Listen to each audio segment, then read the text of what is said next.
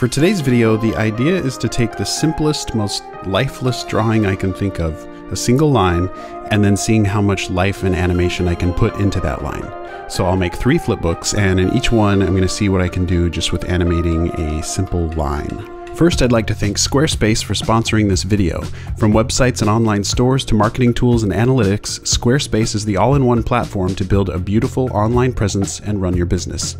Okay, so I wanted to put some life into this line, so my first thought was to kind of make it try to pop itself up into the air. So it tries to lift itself up once, goes back down. The second time it goes up a little further, so you're kind of building that that tension. Then I thought I could have it start kind of vibrating and build up that energy and then pop itself up.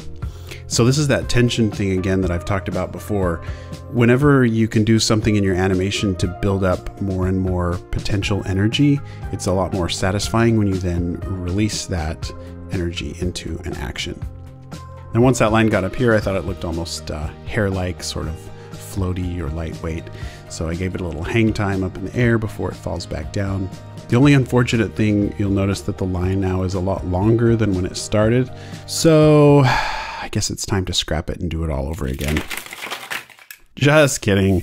That's why I number my pages. Okay, so we'll go ahead and skip ahead here and look at the finished animation.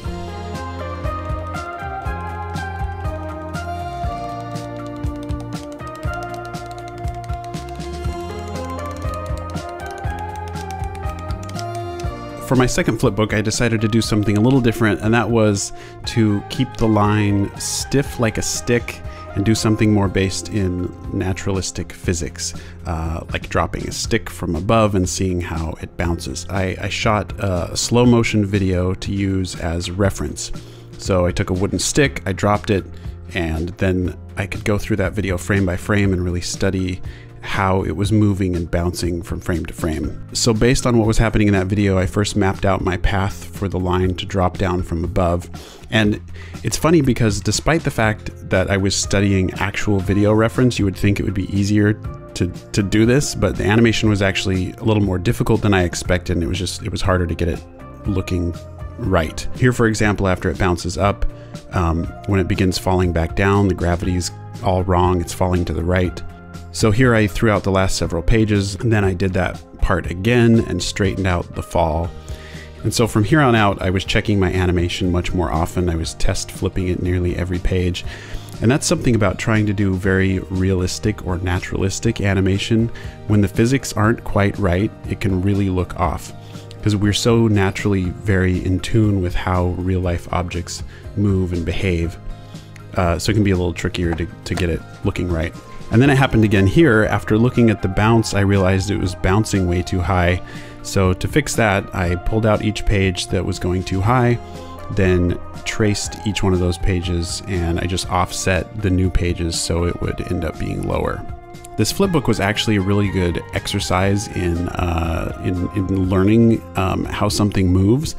If all I did was to just watch the slow motion video of a stick falling, I wouldn't have learned as much, but I found that by having to animate that same action, I really had to study each frame and see what was happening frame by frame so that I could replicate it. So in the end, here's how it came out.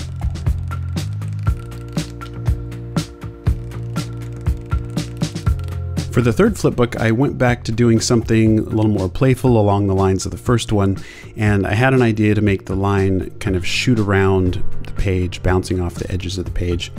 To give it a sense of fast speed, I went with really big increments here, and I made the lines really long, so it feels like it's just moving, covering a lot of ground each frame. But at this point, after it landed, after zipping around so fast, I felt like I wanted to smooth out the motion a bit. So I went back and I added in-between frames. So by lining up 2 pages to trace over, I could see where my in-between drawing needed to be. So after adding all the in-between pages, it slowed the motion somewhat, but then you can flip it faster and it feels smoother. Next, I decided to have the line roll up along the sides of the page. This is all just totally random, and actually that's what I really like about doing flipbooks like this. It's like doodling. It's kind of relaxing in that way. They're really quick, and you can kind of just wander with your ideas and kind of do whatever you think of. It's low pressure too. You don't have to have like a big epic story idea. You can just have fun and kind of play around with movement. As it rolls up along the sides, it's a really fast movement here again, and I also wanted to smooth out this part, but I wanted to keep the speed. I didn't want to add any in-between frames, so all I had to do was draw motion blurs on the pages, and then I could keep the same speed, but it feels smoother and less stroby. I love doing this too because of how simple it is. It's the perfect thing to try if you don't feel like you can draw well, because you literally don't even have to be able to draw a stick figure. So just experiment, play around with movement, and see what you can do. This one was really fun. It ended up being a pretty big stack of paper in the end. So let's go ahead and jump to the end and see the finished animation.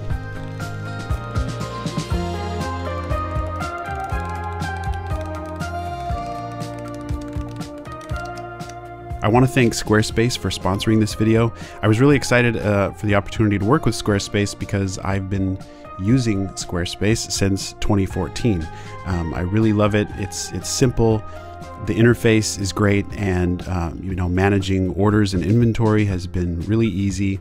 So if you're working on your own side hustle or you're ready to start a business, head over to squarespace.com/Andymation to start your free trial. And then when you're ready to launch, be sure to use offer code Andymation to save 10% off your first purchase of a website or domain.